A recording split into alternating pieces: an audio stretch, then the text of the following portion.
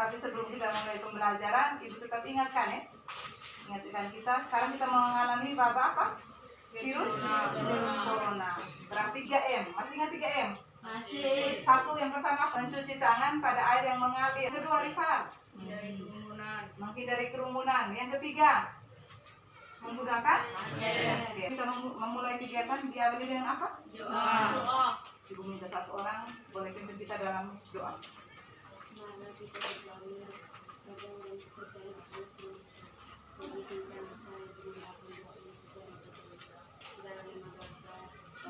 Putra dan Roh Kudus. Amin. Kebiasaan kita di SMP 3 apa? Sebelum kita memulai yang namanya salam PPK. Sekarang ketua kelasnya Reno, silakan memimpin kita dengan salam PPK. Semua berdiri. Mas. Salam cerdas, berkarakter, menyenangkan. Yes, yes, yes, sir. Yel PPK. Religius, nasionalis, mandiri, gotong royong, integritas, nagekeomantas, pediasisa luar biasa. Terima kasih, silakan duduk. Hesul bagaimana sudah teh? Hesul kayaknya takut sekali. Sudah lupa kamu di rumah terlalu lama. Sudah lupa kan? Tidak. Ya. Terima kasih, kita sudah melewati salam PPK kebiasaan kita di sekolah. Sebelum Ibu Guru melanjutkan materi kita hari ini, Ibu ingin bertanya materi pertemuan yang kali lalu atau pertemuan sebelumnya tentang apa? Iya, tentang masih materi tentang mobilitas sosial, tapi dengan subtemanya tentang pengertian apalagi bentuk mobilitas sosial, proses mobilitas sosial, faktor penghambat dan pendorong mobilitas. Jadi kita tinggalkan itu materi kita pertemuan yang minggu lalu. Sekarang kita masuk pertemuan pada kali ini, masih materi yang sama, materi umumnya itu tentang mobilitas sosial, tapi temanya itu tentang dampak.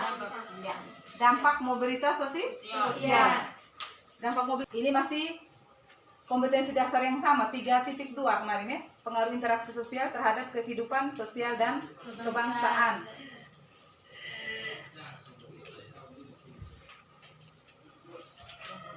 Ya, dampak materi. Tapi sebelum masuk ke materi tentang dampak, ada tujuan. Tujuan pembelajaran itu berarti sesuatu hal yang harus dipahami oleh peserta didik ketika melewati pembelajaran. Apa tujuan itu? Berarti sesuatu yang kita ketahui setelah kita melewati suatu tahap ya, suatu tahap. Kalau ngomong tentang tujuan pembelajaran berarti sesuatu yang kita ketahui setelah kita melewati proses pembelajaran. So, sebelum kalian mengamati gambar, Ibu bentuk dalam kelompok dulu. Kita bagi dalam 4 kelompok ya. Satu kelompok jumlahnya 3 dan kelompok yang terakhir itu 4. Itu 2. Berarti yang kelompok 1 sebut angka 1 berarti kelompok 1. Yang sebut angka 2 berarti kelompok 2 dan 3 begitu dan seterusnya. Nama kelompokmu apa? Paling atas. Berkarakter. Ketuanya contoh Don. Anggotanya 1, 2, 3, 4 dan seterusnya. Itu berdasarkan panduan itu di KPD. Sudah? Sudah.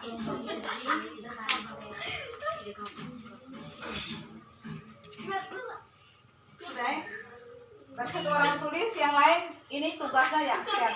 Di situ tugas yang pertama ya, amati gambar. Karena gambar di situ di RKPD itu gambar di print hitam putih. Nanti Ibu Guru tampilkan gambar yang lain. Tapi ini kamu amati kedua gambar ini dulu ya. Gambar yang pertama seorang petani, tapi sedang menggunakan teknologi apa tuh? Laptop ya. Laptop. Petani kok pegang laptop. Pasti dia dampak apa itu? Positif atau negatif? Terus yang di sebelah adalah seorang mahasiswa atau seorang pelajar. Lagi berada di mana tuh? Perpustakaan. Di ruang perpustakaan. Ruang perpustakaan itu fungsinya untuk apa perpustakaan? Membaca, menyimpan buku-buku dan lain sebagainya ya. Sudah? Ya. Ya, itu materi kita hari ini tentang dampak positif. Sudah ada juga ajar juga Ibu Guru Subagi ya.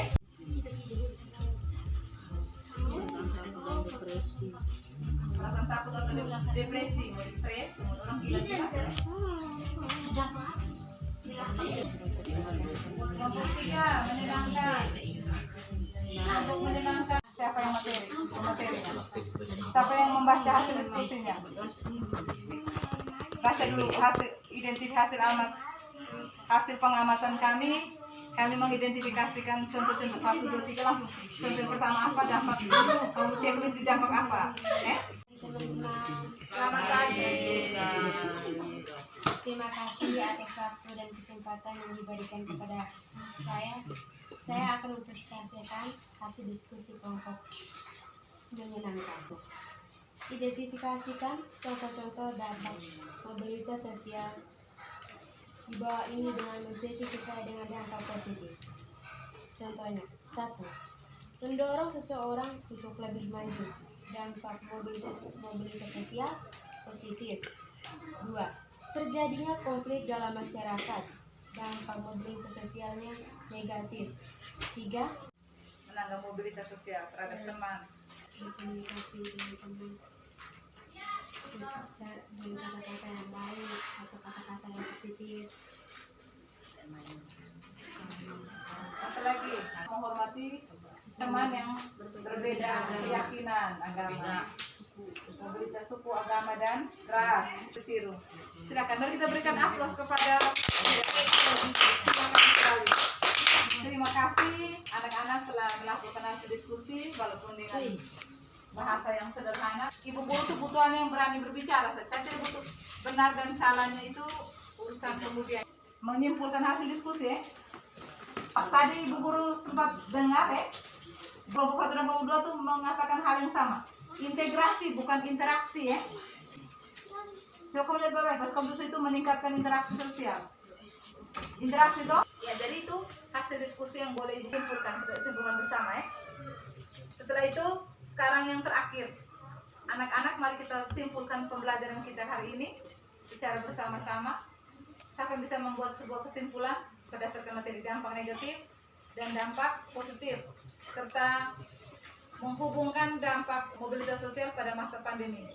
Kesimpulan, dampak positifnya meningkatkan integrasi sosial. Dampak negatifnya terjadinya konflik. Hubungan dengan pandemi, tetap menjalankan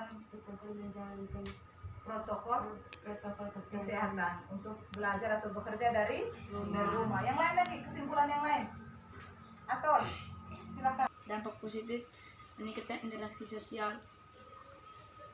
B. Mempercepat tingkat perubahan sosial. C. Mendorong seseorang untuk lebih maju. D. Meningkatkan kesejahteraan hidup. E. Meningkatkan kualitas hidup. Dampak negatif terjadinya konflik.